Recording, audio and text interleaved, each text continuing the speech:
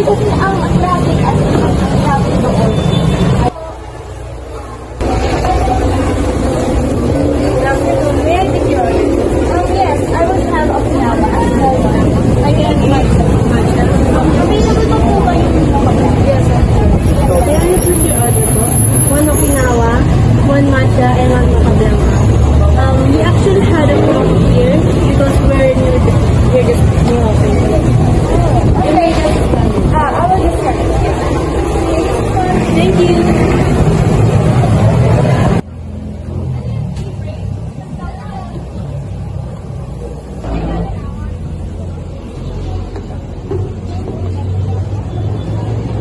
Here's your drink po. Thank you. Thank you po. Ito na yung drinks mo, oh.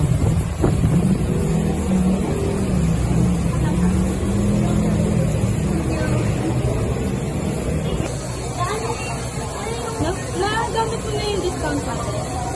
Na-try ko siya kasi may bago daw, diba? Promo siya kasi bago. So, try na lang. Okay. Check mo muna, baka mamaya mas kapay. Pero ito-try ko muna kasi parang ang ganda ng promo nila, diba? Sayang naman kung di natin lahat natin. Parang umuwi kasi parang mami. Hindi na rin ako mag-iwan sa ako. May gagawin din ako eh. Sige guys, bye!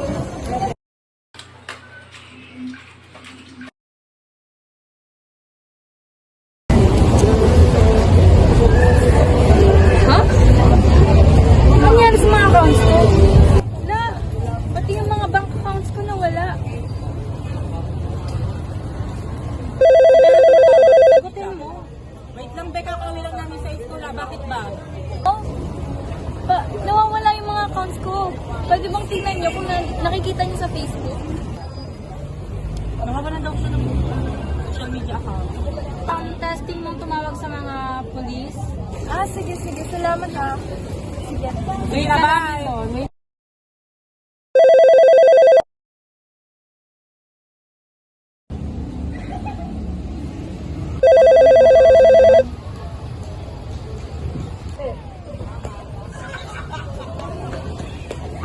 Sino po ito? Ano po ang magpapaglingkod ko? Po sir? Yes po, nawawalan po kasi ako ng mga accounts. Hindi ko po alam kung anong gagawin ko. Yung mga social media and bank accounts ko is nawawala. And hindi ko siya ma-access. Ano po ba yung pwede kong gawin? Nawawala ka ng account? Sige, kami na bahala. Tatawagan namin yung agent sa DICT para matulungan ka. Ay, sige po sir. Maraming salamat po sa suggestion niyo. DICT agent, is this Morales and Sanchez po? Hello, you're calling DICT. My name is Reza Morales. How can I help you? Papaayos lang po ba patungkol sa isang account ng biktima? Yes po, ako po si Sanchez. Ako po namin kayo may help patungkol po sa problem nyo. So sinasabi nyo po, meron po kayong isang biktima na kung saan na-hack or nawalan po siya ng account. Number niya po ay 0912345678. Deramay S. Dayaw. Sige, patungkol po dyan is tatawagan na lang po namin yung mismong biktima po na nawalan ng account. Pero may dial po, right? 09123-45678. Sige po, maraming salamat po. Makakaintay na lang po kayo sa aming feedback. Ayun lang po, maraming salamat po. Salamat po. Muna natin kaya yung biktima. Tawagan muna natin. Hello po, is this 09123456678? Yes po, there may S-dial po, right? Kami po is mula po kami sa DICT, natutulong po about po sa account mo na nawala. At mo now, let's talk about na magiging details and magiging pag-uusapan natin by Morales po. Yes, if you would like, we could set up a meeting on Saturday, tomorrow, if it's possible, in Makota City Hall, so that we can talk about more about it, more information, we can get more information so we can get more done. Okay, sige. So, bukas po natin magaganap yung meeting. Maraming po sa inyong pagkakol. Inaasahan po namin na darating kayo. Salamat.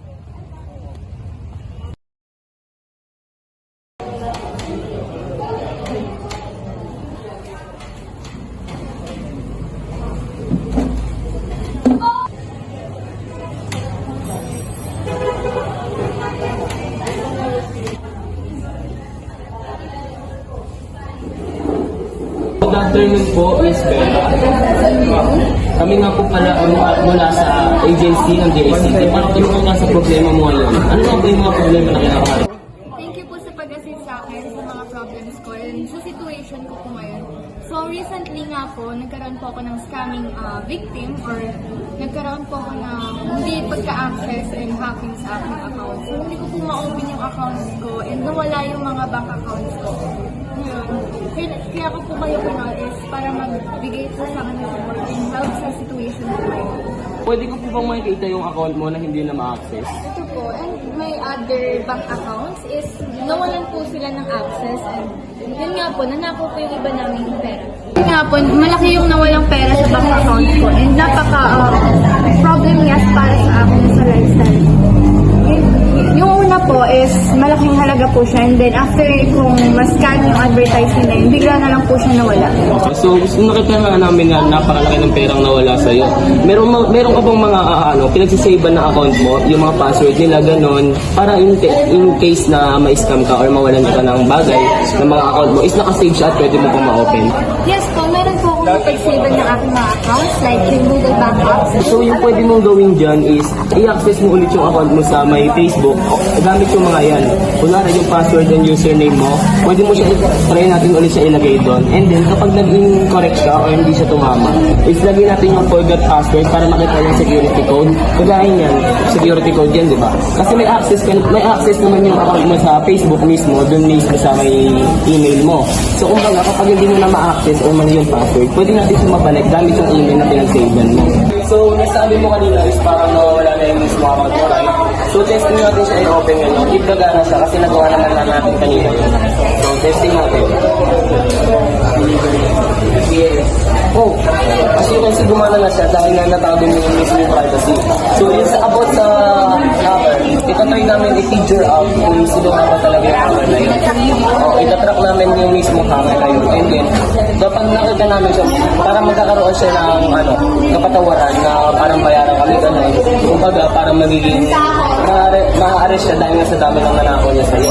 And then, yung mga pera na nanakaw niya sa'yo, itatry na lang namin siya makuha ulit.